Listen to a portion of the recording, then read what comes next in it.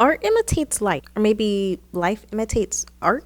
That's the blurred line Law and Order SVU has always played in. Their episodes feel ripped from the headlines because many times they actually are. And with the recent case surrounding the singer David, the comparisons are impossible to ignore. A 15-year-old named Celeste dismembered, her remains discovered in the back of his Tesla, abandoned in a car yard. This kind of crime that sounds too horrifying to be real, and yet it is. After everything we've learned, Epstein's network, the cesspool of online in Roblox communities, and how Nickelodeon shielded predators like Dan Schneider and Bryant Peck, you would think society would have reached a point where the safety of children is the baseline priority, but it isn't. The same patterns keep repeating. The David case is just one more tragedy in a long list of children failed by the systems meant to protect them. The manipulation, the way power silences innocence. These are the same patterns that SVU has been holding a mirror to for decades. And like so many cases before, this one will likely find its way into an episode. I'm waiting for it to come out. I'm sure it will in the next couple seasons or so. So today, we're not talking about fiction. We're talking about the true crimes that shook the world first. The Gabby Petito case, Epstein, and more, and how they became the blueprint of some of SVU's most unforgettable episodes. You just made. It's the night of February 8th, 2009. A night that, for Robin, the girl the world knows better as Rihanna, was supposed to be nothing short of perfect. For months, she had been rehearsing. Hours spent in the studio going over every detail of choreography, every step, every note. Tomorrow she was set to perform on one of the biggest stages in music, the Grammys. But tonight was different. Tonight was about celebration, about laughter, music, and networking at one of the most exclusive pre-Grammy parties of the year. And she wasn't going alone. On her arm was Chris Brown, her boyfriend at the time. Back in February, he said he thought everyone should support her in that mess with Chris Brown. I think she's doing a lot better. She is such a very talented woman and very smart. I think it's really important in those times of need that people give people their privacy. So all you can do is pray, leave it up to the people around her and her to make great decisions. She's like family to me. She's like family to me. Their relationship had been the subject of constant media attention, whispered about in interviews, dissected on blogs, and envied by millions of fans who saw them as the it couple of the music world. People looked at Rihanna and Chris and thought, perfect. Throughout the night, everything seemed to play into that narrative. They smiled, they laughed, they mingled with industry legends. She tossed her hair back, smiling politely as someone complimented her outfit. He leaned in close during conversations, his hand on her back. To everyone watching, it was effortless, picture perfect. But behind the flawless exterior, something gnawed at Rihanna. Earlier, she had seen a message on Chris's phone from another woman. She didn't bring it up right away, not at the party, not while cameras flashed and music blared. She laughed when she needed to, sipped champagne when it was offered, and danced just enough to keep up appearances. But when the night ended and they slid into the Lamborghini to head home, that perfect facade shattered. The words came out sharp, quiet at first. Who is she? Who is she? Her tone didn't match her glamorous gown or the polite smiles from earlier in that night. This was different. This was raw. Chris gripped the wheel tighter, his jaw clenched. He deflected, denied. She pushed back hard and harder. And in that car, away from the cameras and lights, away from the glamour of pre-Grammy party, their relationship spiraled. The pre-Grammy party was supposed to be the night of celebration, a place for the industry's biggest names to gather before the award show. But for Rihanna, that night, February 8th, would be remembered not for the laughter, the music, or the career milestone just hours away. Instead, it would mark the beginning of one of the darkest and most publicized chapters of her life. Now fast forward 4 years later, Law and Order SVU releases Season 14, Episode 16, Funny Valentine. At first, it seems like just another ripped from the headlines plot, but the coincidences, they're uncanny. In the episode, the rising star isn't named Rihanna, but Mika Green. She's talented, she's glamorous, and she's dating Caleb Bryant, a fellow artist just as famous as she is. Sound familiar? The two leave a party, they get into a car. Micah finds out about another woman.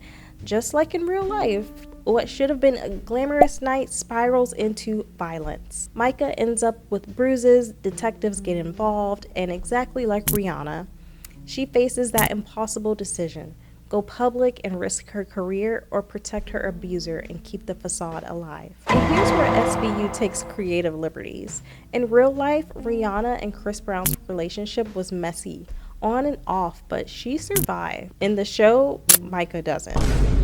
The writers chose to highlight the worst case scenario where the cycle of abuse keeps spinning until it ends in tragedy. But what made this episode hit so hard is that the details weren't vague. The pre-Grammy party setting, the argument over another woman's message, the music industry power dynamics, the bruised face, the public fascination with the perfect couple, it's all there. The writers didn't even try to hide the inspiration. Funny Valentine wasn't just a story loosely pulled from the news, it was a mirror holding up the Rihanna and Chris Brown case, showing us the uglier parts of fame, abuse, and how often victims are trapped by both love and the public eye.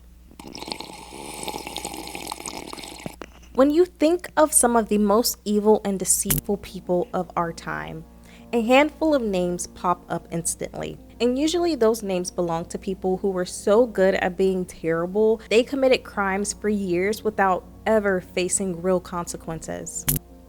One man didn't just influence this mayhem, he orchestrated it, directed it, and yes, documented it. And the man was none other than Jeffrey Epstein. Now, just in case you've been living under a rock or maybe in a Wi-Fi dead zone, Jeffrey Epstein became synonymous with profiting off the abuse of children, often with the help of people in very powerful positions. He weaponized wealth and status like a shield.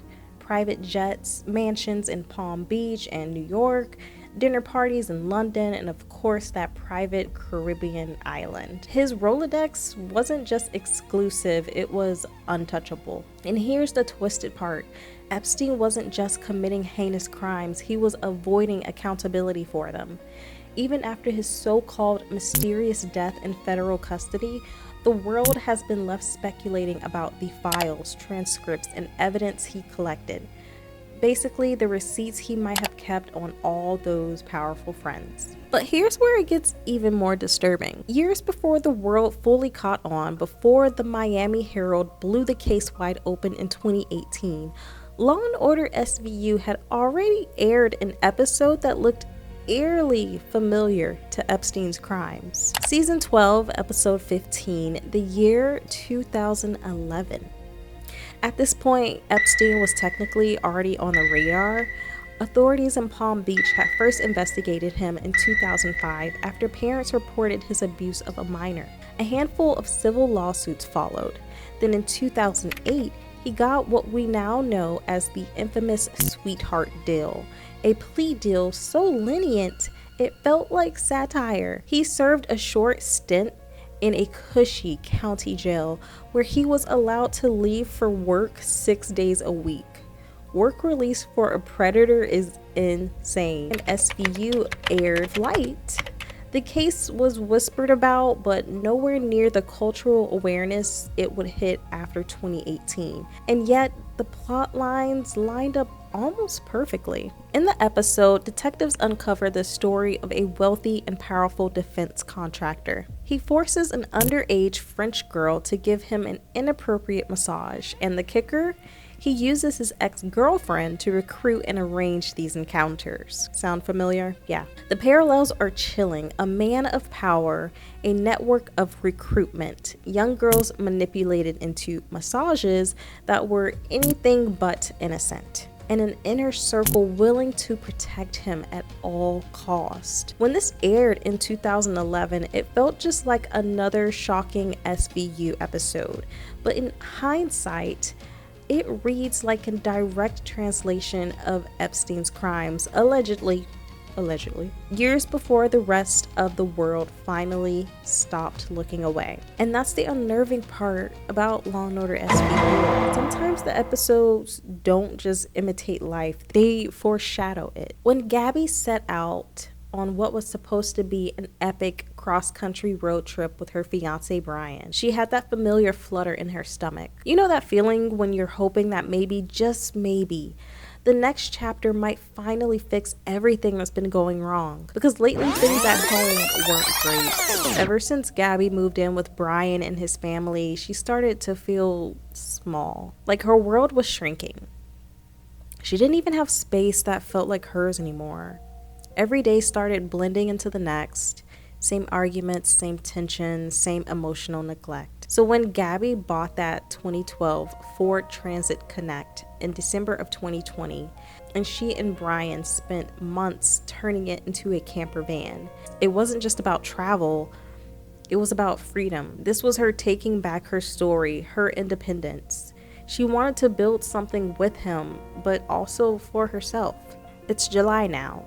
The sun's blazing, her skin's glistening with the kind of sticky summer heat that makes your clothes cling to you. She's loading the last of her stuff into the van, checking her camera gear, her journals, her plans. And as she climbs into the passenger seat beside Brian, she smiles because this is supposed to be the start of everything good, except it wasn't. Because when Brian returned home in that same van months later, Gabby wasn't with him. And when people realized that, the story that would soon captivate the entire world began to unfold. Now, when Law & Order SVU decided to adapt Gabby's story, they did what they always do. They gave it a twist. Season 26, episode 6, Rorschach. The episode opens with a montage straight out of an influencer's dream. Think golden sunsets, picture-perfect hikes, drone shots of waterfalls. Ellie and Chris, the couple at the center of the story, are living their best van life, or at least that's what it looks like online. But behind the filters and forced smiles, something darker is brewing. One morning, a jogger stumbles upon their camp scene. Everything is in chaos. The tents ripped apart, their gear is scattered everywhere. Ellie's been found unconscious with severe head trauma, and Chris is nearby, stabbed with his own pocket knife. When Olivia Benson and the SVU team take the case, the story starts to unravel fast. The perfect couple wasn't so perfect after all. The evidence, it starts pointing towards Chris. The difference between this fictionalized version and Gabby's real story is the ending, or really the lack of one. In SVU's world, Ellie's alive, but barely. She's in the hospital, brain dead, leaving her family in that horrible limbo of not knowing whether to hold on or let go. The episode ends on a cliffhanger, giving the audience hope that maybe she'll pull through. But in Gabby's case, there was no cliffhanger, no miracle twist, just heartbreak. And that's the haunting thing about Law & Order SVU. The way they weave real-life tragedies into something that feels familiar yet still deeply unsettling. It's entertainment, but it's also a mirror, and sometimes that reflection feels too real. So, have you seen this episode of SVU? Or any episodes of SVU that feel a little too close to real life? Drop your thoughts and theories in the comments. I'm genuinely curious what you think. And if you enjoyed, please giving the thumbs up. It'll help me out a ton just by getting me into the algorithm some. And maybe, hey, you can also hit that subscribe button. You won't miss the next essay I have coming out because it is going to be a crazy one.